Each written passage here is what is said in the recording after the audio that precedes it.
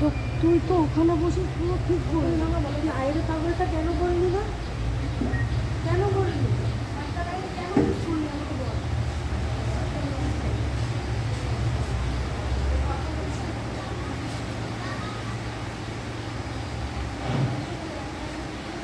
নমস্কার।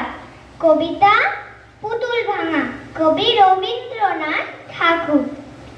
৭-৮-২৭ আমি বলেছিলাম বলে গুরুমশাই আমার পরে উঠলো রাগে জ্বলে।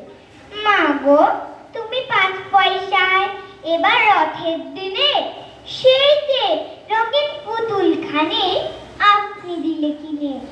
খাতার নিচে ছিল ঢাকা, দেখালে এক ছেলে, গুরু মশাই রেগে মেগে ভেঙে দিলেন ফেলে।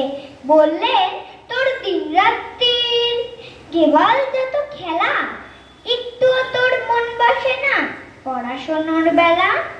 মা গো, আমি জানাই কাকে, ওর কি গুরু আছে?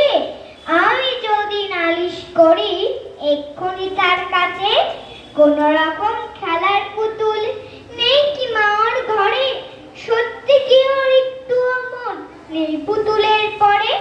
সকাল সাজে তাদের নিয়ে করতে গিয়ে খেলা, কোনো কড়াই করেননি কি কোনো রকম হেলা? ওর যদি সেই পুতুল নিয়ে ভাঙেন কেহরা দে, বল দেখি মা ওর মনে তা কেমন তর লাগে। নমস্কার।